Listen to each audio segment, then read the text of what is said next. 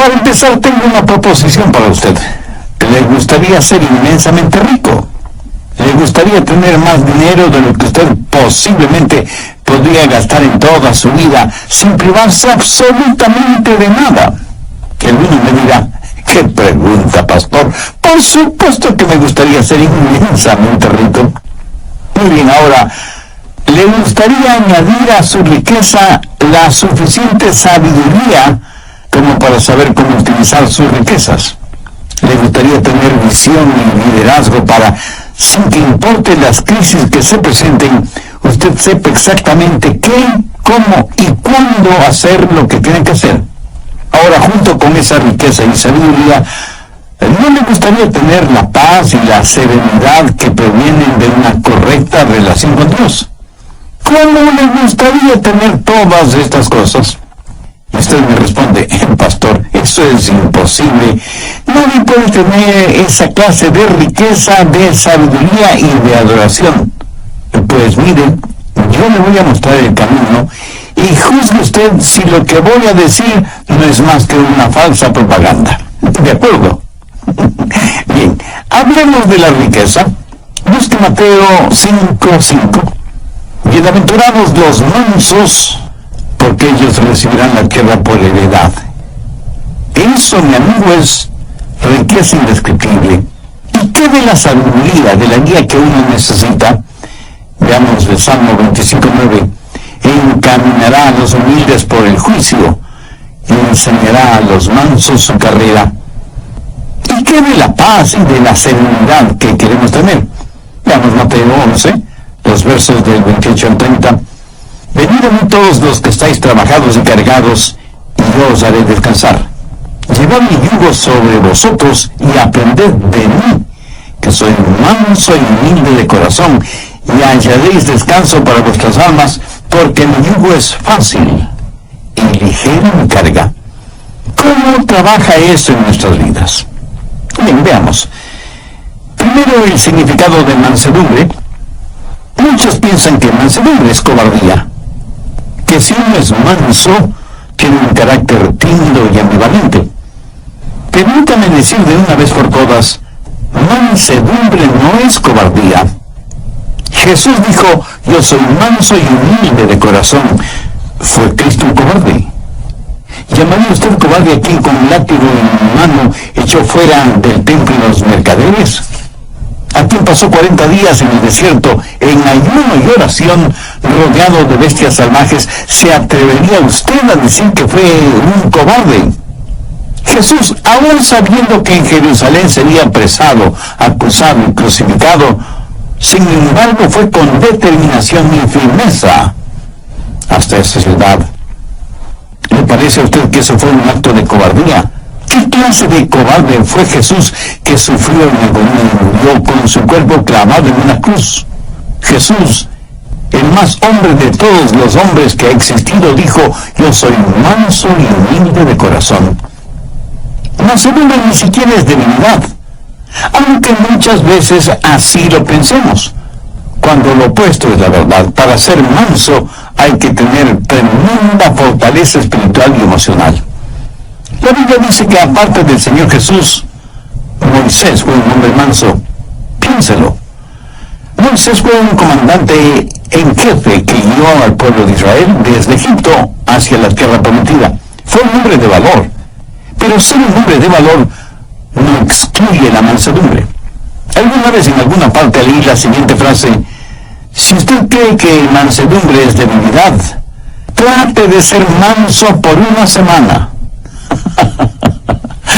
Perturbadora opción, ¿no le parece? Ser manso demanda una increíble fortaleza, porque la mansedumbre es fortaleza bajo control. En tiempos bíblicos y aún en la actualidad, cuando alguien tenía un caballo salvaje y quería montarlo, primero tiene que domarlo hasta que se vuelva manso. Y solo cuando ha sido amansado puede ser montado, utilizado. Pero note, no es que el caballo perdió su fortaleza, sino que ahora su fortaleza está bajo control. Entonces, mansedumbre es fortaleza que está bajo control. Wallace Hamilton es el nombre del autor del libro cabalgue caballos salvajes. ¿Y qué ilustra lo que estoy diciendo? Dice que nosotros venimos a este mundo con toda clase de deseos, de instintos, proclividades, habilidades y ambiciones dadas por Dios mismo, y que al diablo le encantaría quitárnoslas y pervertirlas para su propio uso. Pero esos dones son el regalo de Dios para nosotros. Pero Él quiere que todos esos dones estén bajo su control y sean para su honra y su gloria. Pero el diablo quiere pervertirlos y traer vergüenza al nombre del Señor Jesucristo. Por lo tanto, hay tres cosas que usted puede hacer con sus habilidades naturales y los dones que Dios le ha dado. Primero, autoafirmación. Allá a comienzos de la década de los años 60 apareció el siguiente lema: lo que quiera que es natural es hermoso, y cualquier cosa que es hermosa debe ser buena. Así que, lo que quiera que usted quiera hacer, hágalo. Nuestros antepasados de alguna manera fueron más listos que la gente de esta generación en su maldad. Los antiguos, si querían hacer algo malo, malvado, vil, si querían dejar correr sus caballos salvajes, tomaban esa maldad, esa impiedad, esa vileza que tenían y la deificaban, la convertían en un dios o en una diosa. Por ejemplo, si ellos querían beber hasta emborracharse, decían: bien, legitimemos esto. Y se hicieron al dios Baco, que es el dios del vino, y le adoraron emborrachándose. Así que fueron pervertidamente vistos. Y si querían cometer adulterio o fornicar o vivir en un lujurioso desenfreno, deificaron a Venus como la diosa de la sexualidad y la promiscuidad. Así dejaban correr sus caballos salvajes. O si tenían rencores y deseos de venganza, para justificar su deseo de guerra, de sangre y dar rienda suelta a su odio, deificaron a Marte, el dios de la guerra. No solo que se sentían muy bien dejando correr sus caballos salvajes, sino que sus desenfrenadas bajas pasiones las elevaron al nivel de virtud religiosa. Hubo un hombre filósofo alemán, Friedrich Nietzsche, que fue el abanderado de los que querían dejar correr libremente a sus caballos salvajes. Fue el apóstol de la autoafirmación. Adolfo Hitler estudió intensamente los escritos de Nietzsche. Déjeme leer una frase que Nietzsche escribió en uno de sus libros. Dice: hagan desaparecer a sus piadosos sacerdotes y su debilucho evangelio de misericordia. Purguen de sus almas esta enfermedad diabólica llamada cristianismo. El progreso depende de hombres fuertes y gente fuerte. Por lo tanto, afírmese en usted mismo. Sea un superhombre. Y Hitler fue convencido de esto, y el resultado fue la invención de los hornos de gases para aniquilar a los judíos. Segundo, el autocontrol. Solo restrinja, reprima sus deseos. Mutile al jinete del caballo. Eso, mi amigo, es una forma de budismo. Los budistas tienen esa clase de religión. Razonan que si las personas no pueden llevarse bien y no tienen paz consigo mismas y menos con los demás, es porque sus deseos no tienen restricciones. Y esto les guía a vivir una vida de frustración. Entonces el budista dice: usted tiene que llegar a un punto en donde ya no tenga esos deseos. Tiene que sublimizar todo deseo, amortiguar sus pasiones hasta alcanzar el nivel nirvana, el lugar en donde no siente ni es nada. Es como si a usted le cortaran la cabeza para eliminar el dolor de cabeza. ¿Cómo verá? Esa es una especie de religión negativa, de fe negativa. El cristianismo es una fe positiva. Dios no elimina al jinete ni mutila al caballo. Lo que hace Dios es tomar ese deseo, esa fortaleza, esa ambición, esa habilidad, todo lo que Él mismo nos ha dado, dársela al Señor Jesucristo y dejar que Jesús controle nuestra vida. Anote Romanos 6, 19. Así ahora, para santificación, presentad vuestros miembros para servir a la justicia. ¿Qué es lo que Dios quiere hacer? Dios quiere tomar sus habilidades y sus deseos y ambiciones y mutilarlos. No, de ninguna manera. Lo que Dios quiere hacer es controlarlo para su gloria. Por ejemplo, digamos que usted tiene un temperamento volátil.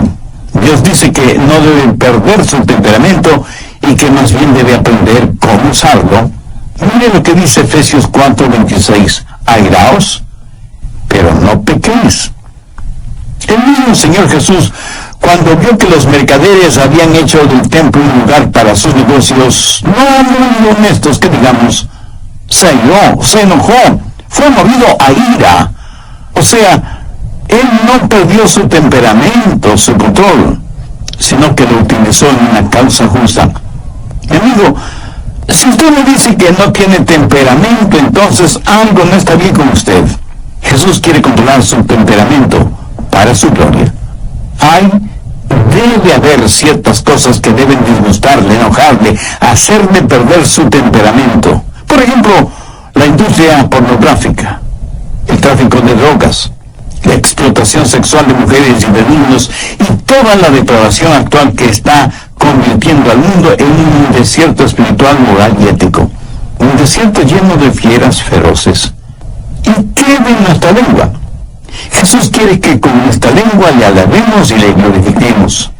Gracias a Dios hay muchos cantautores que son genuinamente cristianos y utilizan ese don que Dios les ha dado no solo para tocar e inspirar la vida de otras personas, sino y sobre todo para alabar, honrar y glorificar a Dios. Y Dios nos da dones y talentos, naturales o especiales, no para que nos volvamos orgullosos de tener esos dones y talentos, sino para que con ellos alabemos y bendigamos a Dios. Y eso también, amigo, es fortaleza bajo control.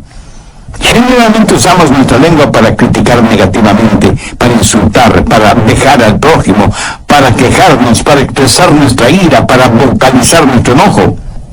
Pero cuando Dios toma el control de nuestra lengua, ¿qué es lo que sucede? Mateo 2:75 tiene la respuesta. El buen hombre del buen tesoro del corazón saca cosas buenas. ¿Tiene usted ambiciones? Y no faltará quien de inmediato me diga, el pastor, ser ambicioso es malo. Y me digo, ¿en dónde aprendió usted ese disparate? Si usted no tiene ambiciones, no es un ser humano. Escúcheme, una cosa es ser ambicioso y otra cosa es ser codicioso, avariento, egoísta. Su ambición no debe ser por tratar de ser el mejor, el más influyente, el más importante o el más poderoso. Su ambición debe ser la misma ambición que tuvo el apóstol Pablo, querer ser como Jesús, que Jesús viva la vida de él en la vida de Pablo. Esa es una santa, sana y noble ambición. Eso es fortaleza bajo control. ¿Cómo puede usted ser una persona mansa? Busque la epístola de Santiago, capítulo 1, desde el verso 21. Ponga mucha atención a esta porción de las Escrituras para que sepa cómo la mansedumbre puede ser parte de su vida. Por lo cual, desechando toda inmundicia y abundancia de malicia, recibid con mansedumbre la palabra implantada, la cual puede sanar vuestras almas. Pero sed hacedores de la palabra, y no tan solamente oidores, engañándoos a vosotros mismos. Aquí el Señor nos dice que debemos recibir con mansedumbre la palabra. Ahora, ¿por qué debemos recibir con mansedumbre la palabra? Porque la mansedumbre es fortaleza bajo control. Y para ser controlado por el Señor, usted tiene que conocer su voluntad y su camino. Y para conocer la voluntad y el camino de Dios, usted tiene que conocer su palabra. Por lo tanto, tiene que recibir la palabra con mansedumbre. Escúcheme, ni usted ni yo sabemos ni la milésima parte de cómo guiar nuestra propia vida. Se explica ahora por qué, aún siendo creyente, fracasamos tantas y tantas veces. En una sala judicial a un hombre le preguntaron, ¿jura decir la verdad, toda la verdad, y nada más que la verdad, con la ayuda de Dios? Y el hombre respondió, si yo supiera la verdad, toda la verdad y nada más que la verdad, entonces sería Dios. Ingeniosa respuesta que encierra todo el mundo de teología. Necesitamos guía. Te puedo asegurar que Dios sabe lo que nosotros no sabemos. Así que si usted es una persona llena de mansedumbre, usted tiene que poner su vida en las manos de Dios para que le guíe. Si quiere que Dios le dé bienestar económico, sabiduría y adoración profunda, entonces tiene que recibir la palabra de Dios con mansedumbre, la cual, o sea, la palabra de Dios, puede salvar su alma. De acuerdo a Santiago, 3 cosas son necesarias. Primera, debe haber un espíritu de arrepentimiento.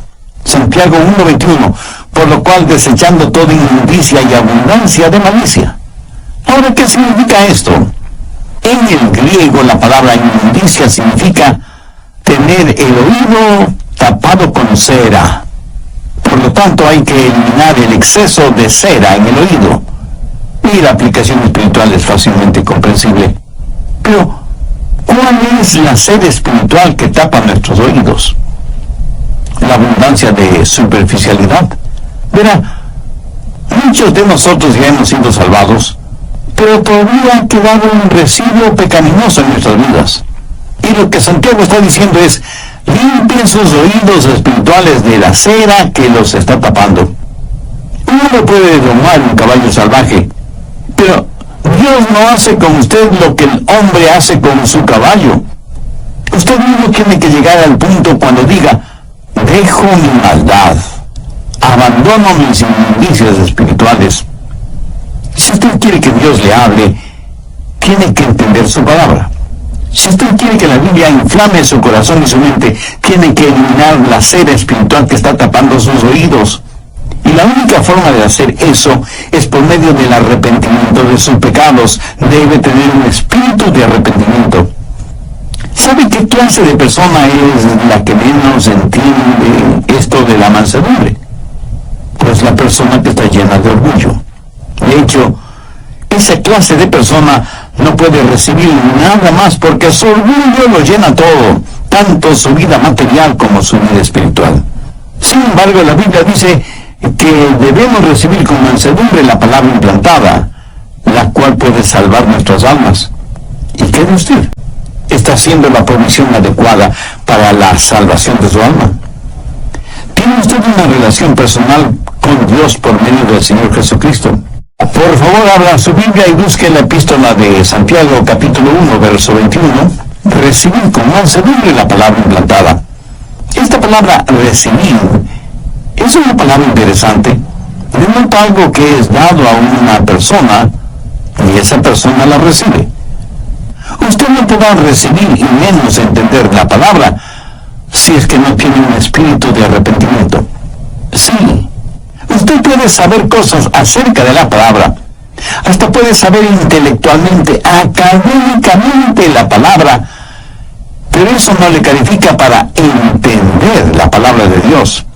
Recibir significa aceptarlo como un regalo, y cuando lo recibe, usted lo recibe como que si fuera un huésped muy especial en su vida, y le dice, pasa, seas bienvenida. Estamos encantados de tenerte en nuestra casa. Esa es la clase de bienvenida que nos gusta escuchar a nosotros, ¿verdad? Es la misma clase de bienvenida que le gusta escuchar al Señor Jesús, no solamente en relación con Él, sino con su palabra. Amigo, en su vida, ¿da usted esa clase de bienvenida a la palabra de Dios?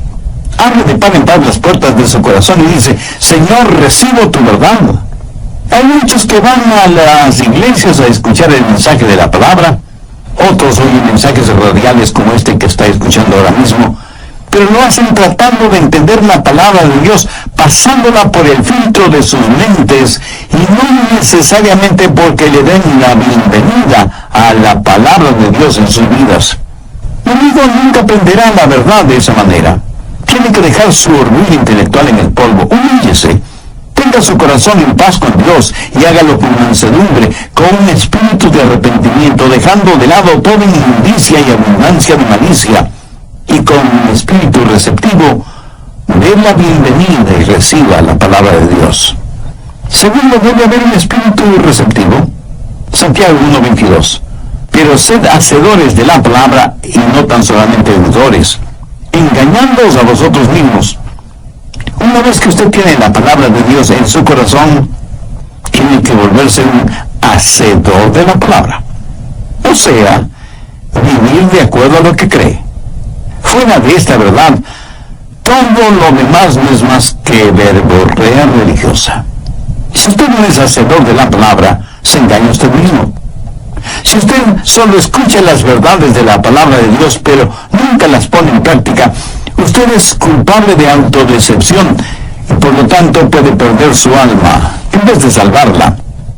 La Biblia dice que el hombre de doble ánimo, esto es, indeciso, es inconstante en sus caminos.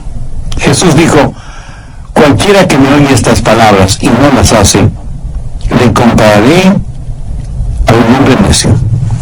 Escuchar y no hacer es una verdadera locura espiritual. Las impresiones sin las expresiones dan como resultado las depresiones. Si usted solo oye la palabra de Dios y no vive de acuerdo a esas verdades, tendrá un efecto negativo en su vida. Alguien dijo que educación es el proceso mediante el cual el material en los cuadernos del profesor es transferido a los cuadernos del alumno sin que haya pasado por la cabeza de ninguno de los dos. Me temo que muchas veces esa clase de conocimiento bíblico es el que tenemos.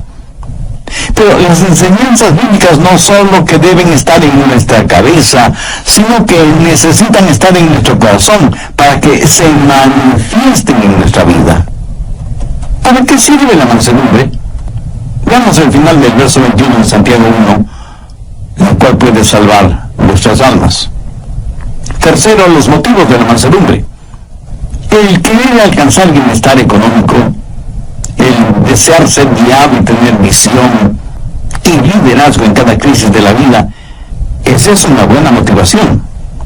Recordemos lo que Jesús dijo en Mateo 5:5: bienaventurados los mansos, porque ellos recibirán la tierra por heredad. Usted me dice: pastor, en la actualidad usted no consigue mucho siendo manso. En nuestro mundo uno tiene que patear, arranchar, pelear, morder, engañar. Esa es la única forma de salir adelante. Pudiera ser. Pero quiero que recuerde que el hombre perdió su herencia por falta de mansedumbre cuando se rebeló contra Dios en el jardín del Edén.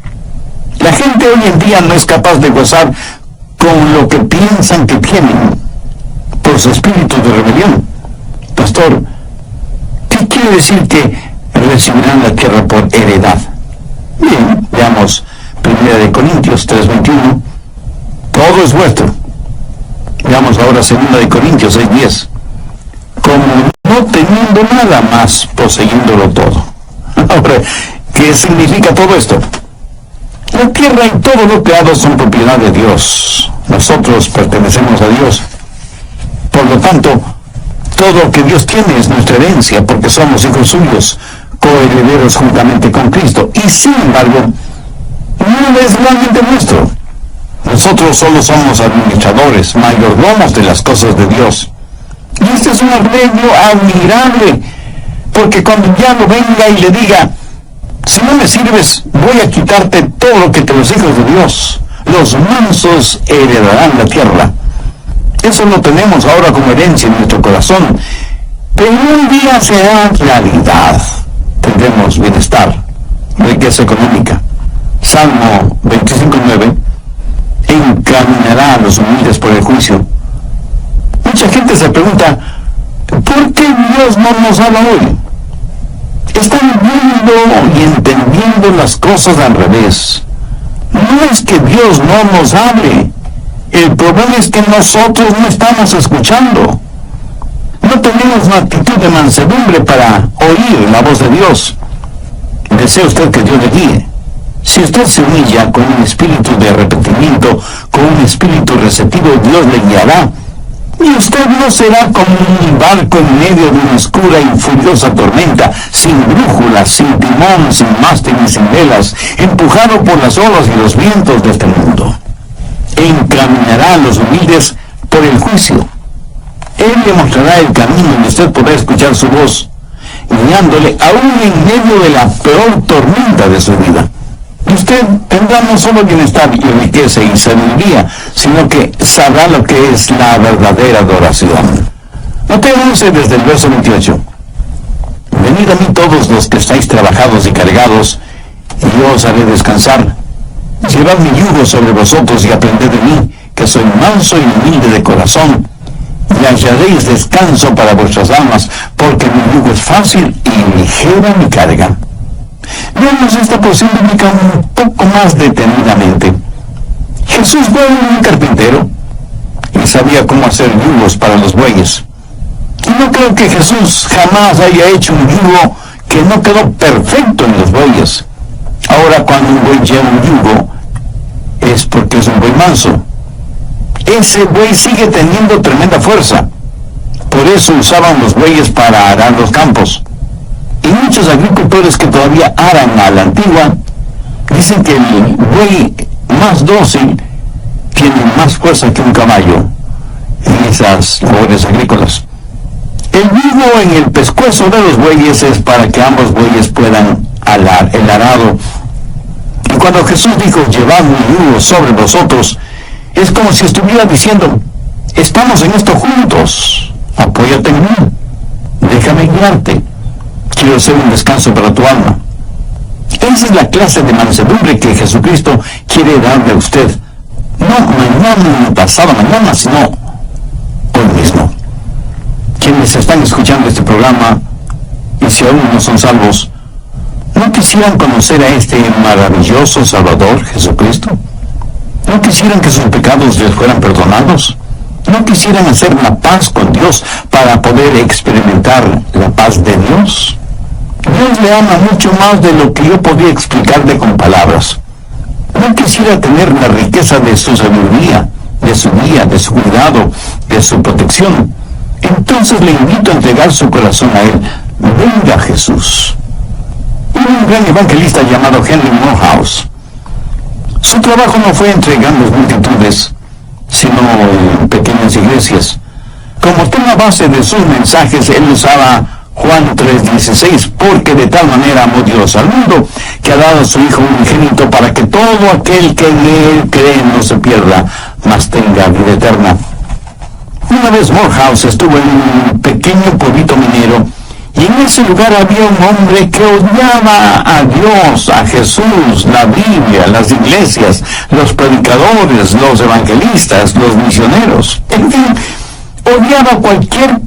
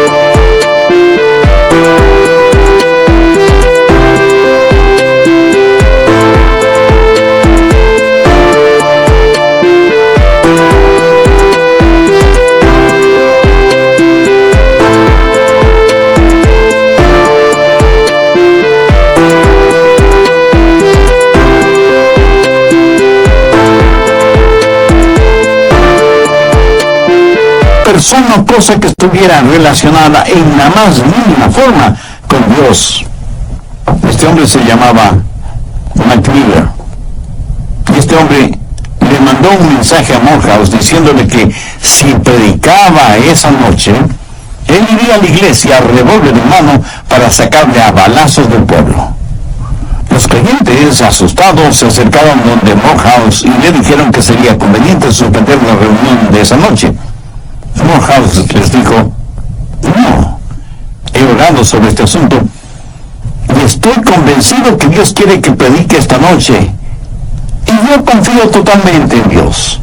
Tendremos la reunión esta noche, tal y como está programada. Esa noche sírvete un trago. Pero Mike Miller siguió caminando como si no les hubiera oído. Llegó hasta un pequeño callejón, giró hacia la derecha y llegó hasta una semi-destruida valla metálica, tras la cual había un remedo de casa. Con sus enormes manos empujó violentamente a la puerta. Era una sola habitación que servía de sala, comedor, cocina y dormitorio. Ahí una mujer de rostro demacrado cuidaba de unos pequeñuelos quienes, al ver entrar a su padre, corrieron a esconderse debajo de la cama por temor a que su padre los castigara. Su esposa, que evidentemente era abusada y golpeada físicamente, simplemente se puso en actitud protectora frente a la cama. Miller miró a su esposa y en un tono dulce, desconocido en él, le dijo: mujer, no temas. Llama a los niños. Vamos a orar. Ella, asombrada, le preguntó: ¿Qué es lo que dijiste? Y él, con una paciencia absurda por ser él quien era, le dijo: trae a los niños, vamos a orar. Los niños salieron de debajo de la cama, pero se quedaron detrás de su madre. No entendían lo que estaba diciendo su padre. Él tomó a cada uno de ellos, les acarició en la cabeza y les dijo: hijos, vamos a arrodillarnos. Ellos, temerosos, así lo hicieron. Su mamá también se puso de rodillas y, para asombro de todos ellos, Miller también se arrodilló y dijo: querido Dios. Y se quedó en silencio. No sabía cómo orar. Sabía maldecir y decir palabras obscenas, pero no sabía cómo orar. De pronto, como en un relámpago, se acordó de las oraciones que su madre le enseñó cuando él era un niño, y entonces dijo: generoso Jesús, manso y humilde, mírame como si fuera un niño. Perdona mi simpleza y permíteme acercarme a ti. Y en ese momento, en ese cuartucho, frente a sus felizmente asombrados esposa e hijos, Mike Miller nació de nuevo. Sus lágrimas fueron la confirmación de la transformación interna. Esta historia es real, la sabemos porque el mismo Mike Miller la cuenta como testimonio de lo que le sucedió a él y a su familia cuando él entregó su corazón a Jesús. Ahora es posible que usted no sea como Mike Miller antes de conocer a Jesús. Pero si quiere ser salvo, se salvará de la misma forma en que se salvó Mike Miller. No hay uno solo de ustedes que sea tan malo que no pueda ser salvo, o que sea tan bueno que no necesite ser salvo. Jesús dijo: venid a mí todos los que estáis trabajados y cansados, y yo os haré descansar, porque mi yugo es fácil y mi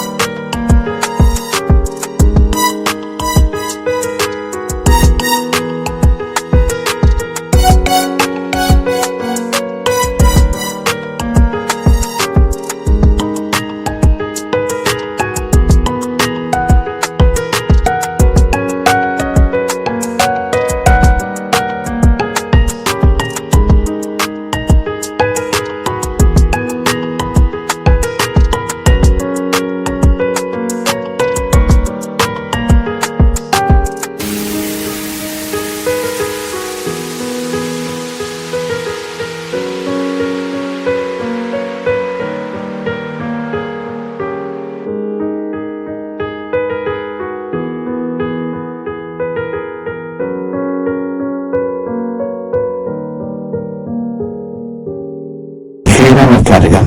Si en su corazón usted siente el ardiente deseo de hacer una decisión por Cristo, no se quede con el desear. Pase de inmediato al actuar.